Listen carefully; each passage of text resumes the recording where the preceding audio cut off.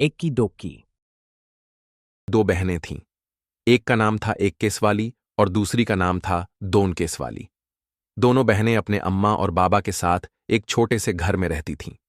एक केस वाली का एक ही बाल था, इसलिए सब उसे एक की बुलाते थे। दोन केस वाली बड़ी घमंडी थी। उसके दो बाल थे, इसलिए सब उसे दोक्की बुलाते थे। अम्मा सोचती थीं कि दोक्की जैसी सुंदर लड़की तो दुनिया में है ही नहीं। और बाबा, उनको सोचने की फुर्सत ही कहाँ, काम में जो उलझे रहते थे।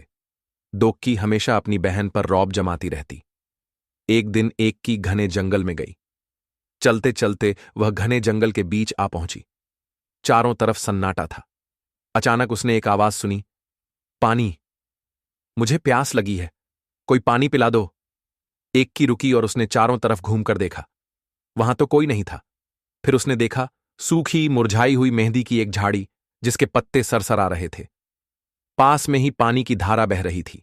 एक की ने चुल्लू में पानी भरकर एक बार, दो बार, कई बार झाड़ी के ऊपर डाला। मेहंदी की झाड़ी बोली, धन्यवाद एक की, मैं तुम्हारी ये मदद याद रखूंगी। एक की आगे बढ़ गई। फिर अचानक सन्नाटे में उसे एक और आवाज सुनाई दी, मुझे भूख लगी है, कोई मुझे खाना खिला दो। एक की ने देखा कि एक मरियल सी गाय पेड़ से बंधी हुई थी। एक की ने घास फूस इकट्ठी की और गाय को खिला दी। उसके बाद उसने गाय के गले में बंधी रस्सी को खोल दिया। धन्यवाद एक की, मैं तुम्हारी ये मदद हमेशा याद रखूंगी, गाय ने कहा। एक की अब चलते चलते थक गई थी। उसे गर्मी भी लग रही थी। उसे समझ नहीं आ रहा था कि अब वह क्या करे, कहां जाए। तभी उसे दूर एक झोंपड़ी दिखाई दी। एक की दौड़कर झोंपड़ी तक गई और आवाज लगाई, कोई है? एक बूढ़ी अम्मा ने दरवाजा खोला। बूढ़ी अम्मा ने कहा, आहा, आ गई मेरी बच्ची, मैं तुम्हारी ही राह देख रही थी। आओ, अंदर आ जाओ। एक की हैरान हो गई और चुपचाप झोंपड़ी में आ गई। झोंपड़ी में आकर उसे बहुत अच्छा लगा। बूढ़ी अम्मा ने कहा, आओ बेटी, तुम्हारे लिए नहाने का पानी तैयार है। पहले अच्छी तरह से तेल लगाओ और उसके बाद नहा लो, फिर हम खाना खाएंगे। एक की ने शर्माते हुए कहा, नहीं, नहीं।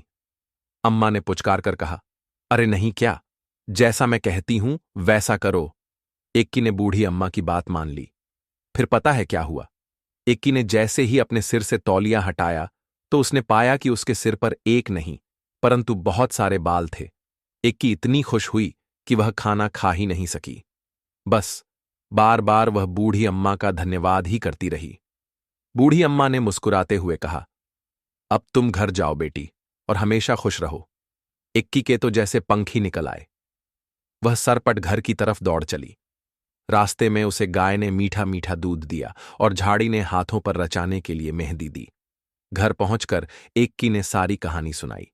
दोक की कहानी सुनते ही सीधे जंगल की तरफ भागी। दोक की इतना तेज भाग रही थी कि न उसने प्यासी झाड़ी और न ही भूखी गाय की पुकार सुनी। वह तो धड़धड़ाती हुई झोंपड़ी में घुस गई और बूढ़ी अम्मा को हुक्म दिया, मेरे लिए नहाने का पानी तैयार करो। हां, आओ, मैं तुम्हारी ही राह देख रही थी। पानी तैयार है, नहा लो, बूढ़ी अम्मा ने दोक्की से कहा। झटपट नहाने के बाद जैसे ही दोक्की ने तौलिया सिर से हटाया, उसकी तो चीख निकल गई। दोक्की के दो ही तो बाल थे और वे भी झड़ गए थे। रोते रोते दोक्की घर की तरफ चलने लगी। रास्ते में उसे गाय ने सींग मारा और मेहंदी की झाड़ी ने कांटे चुभो दिए। मगर अब दोक्की अपना सबक सीख चुकी थी। इसके बाद इक्की, दोक्की अपने अम्मा बाबा के साथ खुशी खुश रहने लगीं।